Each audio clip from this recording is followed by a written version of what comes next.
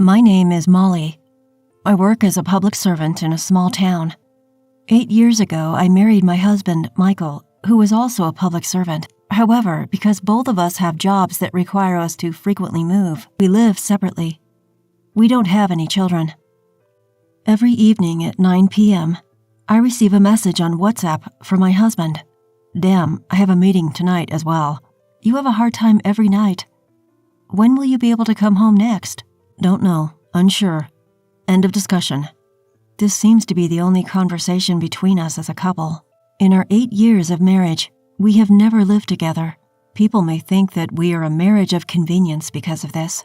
However, in our industry, this situation isn't unusual. In fact, it's rather common.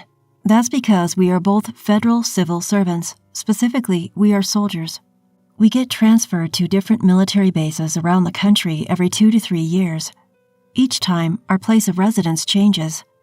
2 years ago, during one of our conversations on WhatsApp, should I buy an apartment in Jackson, Mississippi, where my hometown is? Oh, that sounds great. Hope I get stationed in Jackson as well. Of course you should. We are a couple, after all. Why are you denying it? Are we really a couple? Why are you saying such silly things?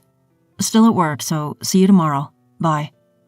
Our WhatsApp conversations were always short. 2 years ago, I bought an apartment in Jackson where my parents live. I plan to live there even after I retire. Of course, if Michael gets stationed in Jackson, we plan to live together. On that day, I received a rare phone call from Michael instead of a WhatsApp message. That's unusual. A call instead of a WhatsApp message? Hey, my parents are planning a trip to Kentucky from Eugene, Oregon. When they stop through Mississippi, do you mind if they stay at your apartment? It would mean a lot. Sure, Michael. It's been a while since I last met your parents. Thank you. Bye. Despite the rare phone call, Michael's response was cold. When was the last time I met my in-laws? Has it been since our wedding? I guess so. I'm based in Mississippi. Michael moves around the country and his parents are in Eugene, Oregon. We hardly have a chance to meet. Now that I'm going to meet my in-laws, I want them to enjoy my hometown, Jackson. I eagerly volunteered to show them around the city. Molly, long time no see. How have you been? I'm doing well, thank you. Michael has been living alone for a long time. Sorry for not being able to meet up. Oh, don't worry. We're both kind of like air to each other. Yes, that's what we were to each other, Michael and I. Like air, for better or worse. Since you're here in Mississippi, let's tour the Windsor ruins today, I said, and drove my in-laws to the Windsor ruins. These ruins are impressive. They are as grand as the Shelton McMurphy Johnson House in Eugene. My father-in-law was comparing and expressing admiration for the Windsor ruins and the Shelton McMurphy Johnson House in their hometown, Eugene. In fact, there was some damage during an earthquake 6 years ago. Parts that couldn't be repaired were demolished. That's a shame. Next, let's go to the petrified forest.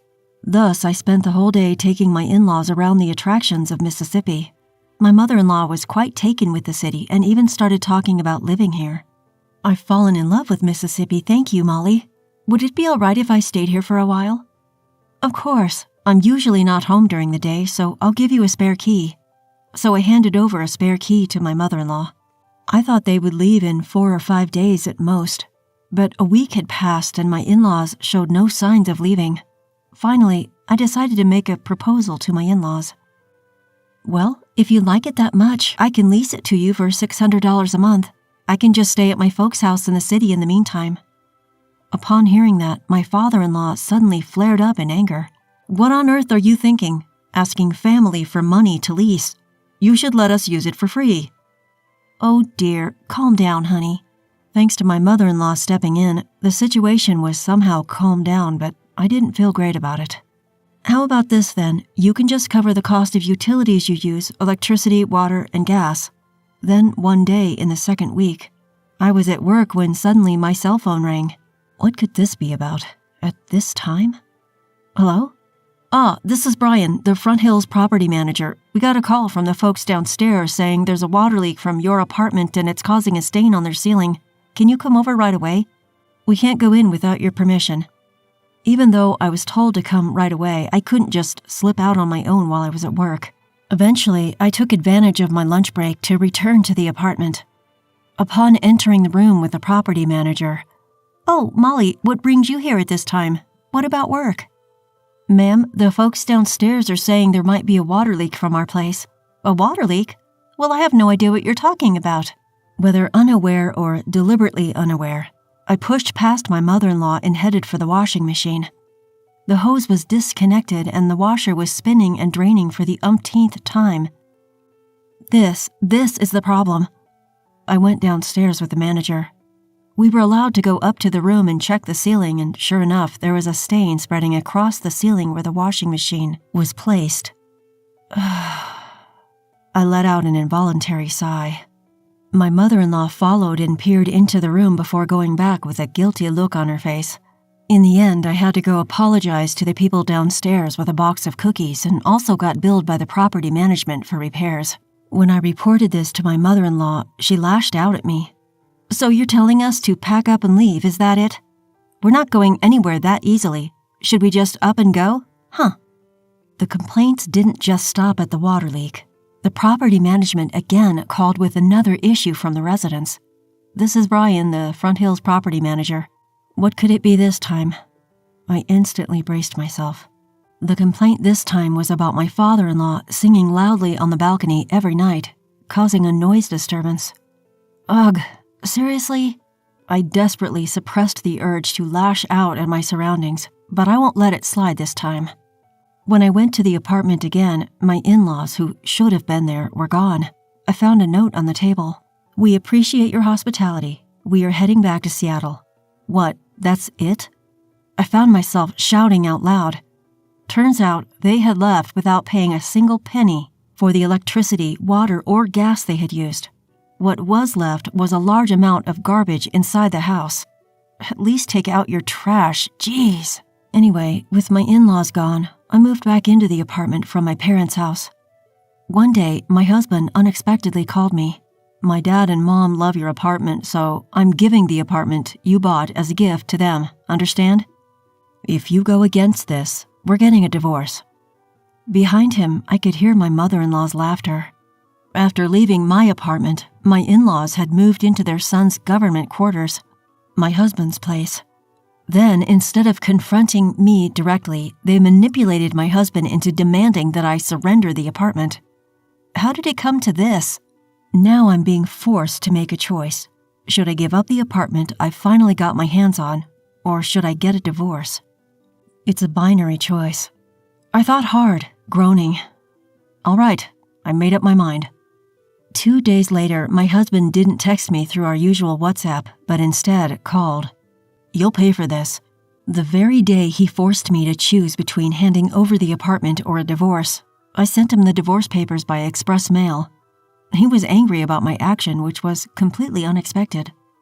Not even a week passed, and I was summoned by my boss at work. "A moment, Molly?" Unbelievably, it was a transfer order for me to head to Dallas. My ex-husband, who manages personnel, had pulled some strings behind the scenes to harass me since I adamantly refused to let go of my apartment. Damn it, I won't forget this. But what about my apartment? Should I give in and rent it to my ex's parents? Right, this is exactly the time. I paid a visit to the legal affairs person at my workplace. "You have no relation whatsoever with your ex-husband now, so naturally you're unrelated to his parents too. I think you should rent this out as a landlord." That's what I thought. I immediately called my in-laws, who had gone back to Portland, and told them that I was ready to rent my apartment out when I'm transferred.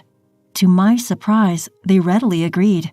Well, it wasn't harassment, they just really liked my apartment. On this occasion, I proposed a condition of $700 per month, including the utility bills and repair costs from their last stay, which they accepted without a fuss. While working in Dallas, I was also studying for the internal selection examination. Only a select few could reach the top level among senior military officers. The biggest hurdle to reach that top level was an examination to enter a course called the Command Staff Course, which trains unit commanders. Those who pass the examination and complete over a year of training are assigned to units all around the country as unit commanders. It wasn't so much about wanting to be important or wanting to be in charge of others. I was full of the desire to get a higher rank and position than my ex-husband and to show him up. And believe it or not, I overcame this super tough hurdle and was given permission to enter the command staff course in one shot. Watch this, Michael. The real revenge starts now. Those who study in the command staff course are admitted to the military officer school. The military officer school is in New York, where my ex-husband resides. My ex-husband, who is in charge of personnel, must surely know that I passed the examination, but I purposefully didn't contact him, nor did he reach out to me. So after 16 months, I became a commander of a unit that is responsible for education and training of soldiers in Nebraska.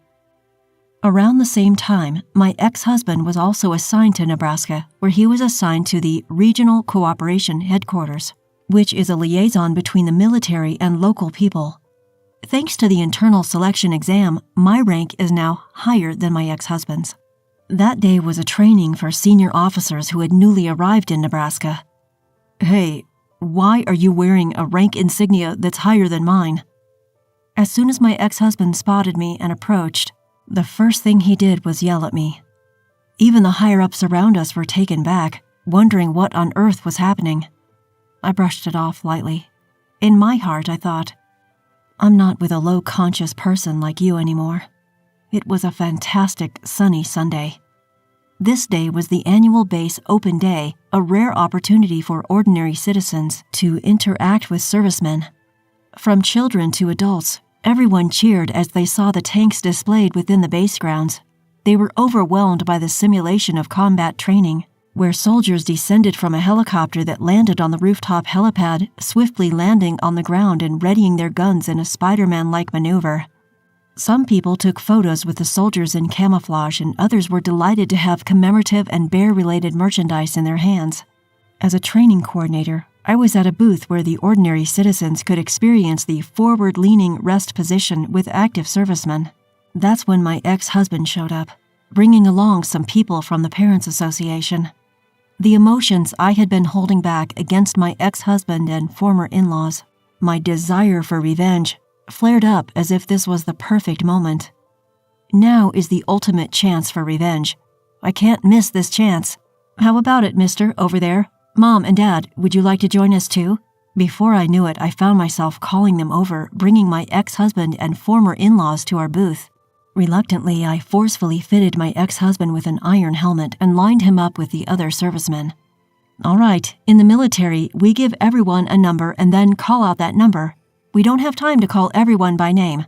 I'm going to start calling out the numbers. When I say start numbering, the person on the right will say 1, then the next person will say 2, 3, 4, and so on.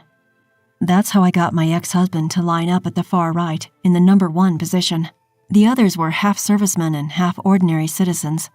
Numbering, start. 1. Number 1, you're slow. When I say start numbering, you respond immediately. Yes. At that moment, my ex-husband, who was standing straight and at attention, made me want to burst out laughing. This is amusing. Now, we're going to practice the forward-leaning rest position.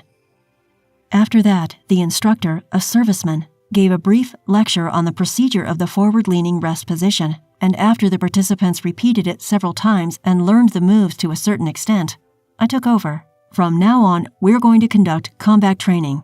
Soldiers, be careful about where your muzzle is pointing. For the civilians who don't have guns, please pretend. Saying so, I gave an order to the 9 participants. Target the tree ahead, forward. We're still a good distance away from the enemy. Everyone maintain a low profile and advance by running, using the target tree as cover. Then, keep your guns pointed in the direction of the enemy and let a part of the team move forward in a bounding overwatch. Number 1, bounding overwatch, move forward. I have decided to push my ex-husband to the limit with orders. What are you doing, number 1? You're too slow. Move forward, number 1. Number 1. Yelling like that, my husband reluctantly pushes forward. Number 1, you're standing too tall. You're going to get shot. Do you want to die, number 1? And so my ex-husband, an active duty soldier, crawls around the ground with his rifle. Number 1 has arrived. Under the blazing sun, my ex-husband manages to utter these words, barely. Number 1, your voice is too quiet. Do it again. Suddenly, a burst of laughter erupts from the crowd. The spectators who are unaware of our relationship seem to find it amusing to see a female commander treating a male soldier like a pawn. My ex-husband's parents, however, look on him with a grimace. In the hierarchical world of the military, my husband, who initially had a higher rank than me, had always tried to assert his dominance over me, both at work and in private. In the military, they often say that there's a rank system even among wives, and I think my in-laws also began to look down on me, reveling in the attention their son received, which was mostly due to his rank and not his character. Fueled by this frustration, I decided to take the selection exam and passed it in one go, resulting in a complete turnaround. In the end, I felt refreshed having been able to show my ex-husband and ex-in-laws who's boss, especially in front of my ex-in-laws who thought their son was a big shot. The way I berated my ex-husband seemed to have a huge impact. A few days later, I got a call from my ex-in-laws saying they wanted to move out of their apartment. Meanwhile, I, who had been commuting from my parents' home, could finally start commuting from my own apartment. Ironically, I still bump into my ex-husband here and there, and seeing his grimacing face each time has become a secret pleasure of mine.